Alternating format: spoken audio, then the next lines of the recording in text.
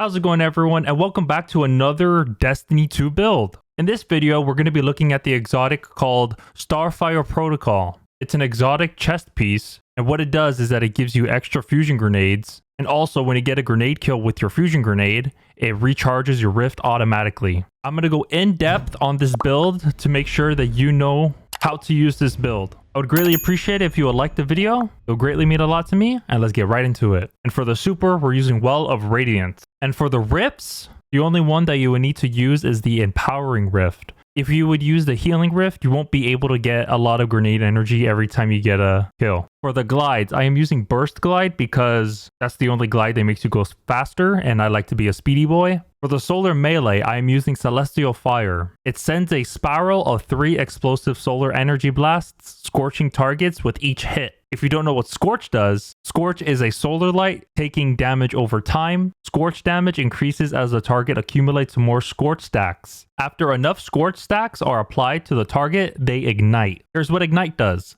A large solar explosion which deals damage in an area around the target and stuns unstoppable champions. Next, the main ability you're going to mostly use is the Fusion Grenade. It's an explosive grenade that attaches to targets, damaging and moderately scorching them on detonation. And with the exotic chest, you're going to have 2 grenade charges for it. The first aspect that I was using is Torch of Flame. What this does, it enhances your grenades. For example, mine is fusion grenades, so now it explodes twice instead of once, which deals even more damage. And for the second aspect, I'm running Icarus Dash because I like to dodge in mid-air. But if you would like to use Heat Rises, go for it. Here's the 4 fragments. The first one is Ember of Torches. Powered melee attacks against combatants make you and your nearby allies radiant. Here's what Radiant does. Your weapons are enhanced by the power of the Traveler and deal increased damage to combatants. While you are radiant, your weapons pierce the shields of anti-barrier champions and stun them. The second fragment, Ember of Char. Your solar ignition spreads Scorch to affected targets. The third fragment is Ember of Ashes. You apply more Scorch to targets, so the more Scorches you apply,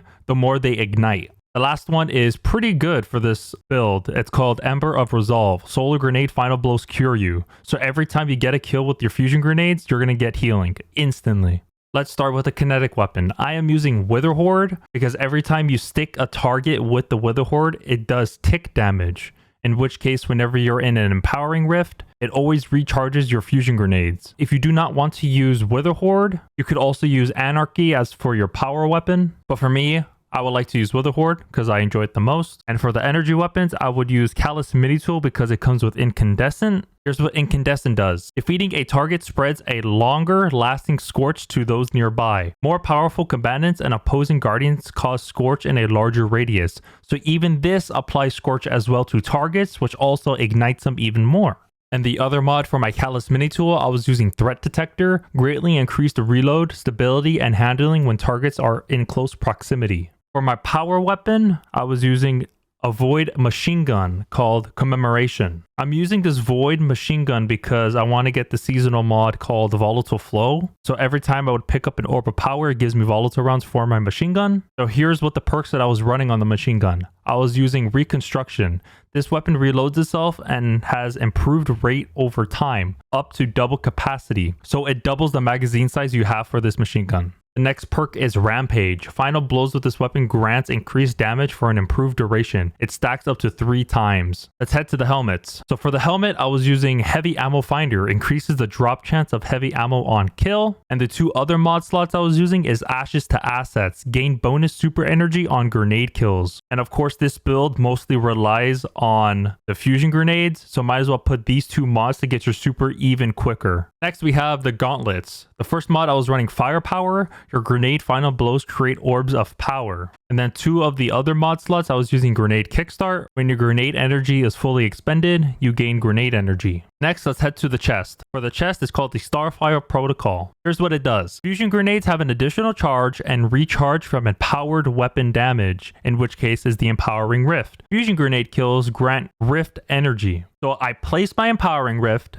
And as I am inside the Empowering Rift, the more enemies I shoot, the more grenade energy I will receive. And also, if I get a grenade kill with my fusion grenade, it instantly gives me my rift back. So for the grenade kill, you do not have to be in the Empowering Rift in order for you to get it back. So you can be anywhere you want, get that grenade kill, and you get your rift back. So that's why I'm using the Wither Horde. So every time I'm in an Empowering Rift, I can just Wither Horde a target. They get hit by the tick damage and infinitely gives me fusion grenade energy, which I can keep spamming them nonstop. The first armor mod I was using for the chest is Concussive Dampener, reduces incoming area of effect damage from combatants. The second one, I was using Harmonic Resistance, reduces incoming solar damage from combatants. And on the third mod slot, I was using Void Resistance, reduces incoming void damage from combatants. For the boots, I was using, as always, Recuperation because it replenishes health each time you pick up an Orb of Power. And the second mod is Kinetic Weapon Surge. Your kinetic weapons gain a small bonus damage while you have any armor charges, in which case my kinetic weapon is a Wither Horde. The next mod, Void Weapon Surge. Your void weapons gain a small bonus to damage while you have any armor charges. So for me, it's the Void Machine Gun. Last but not least, we have the Bond for the Warlock. For the bonds, and the first one is Time Dilation.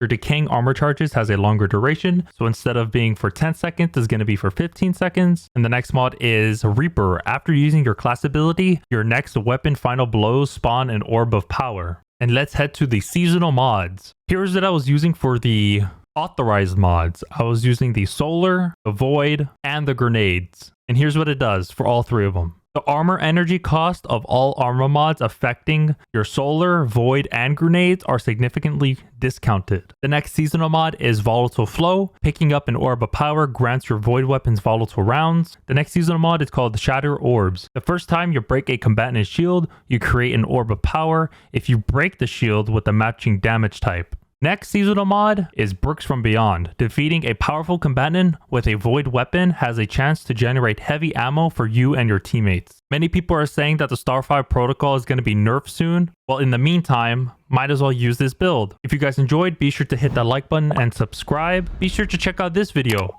This is on the Strand Titan if you want to have infinite suspend and woven mail. And as always, I'll see you guys in the next one.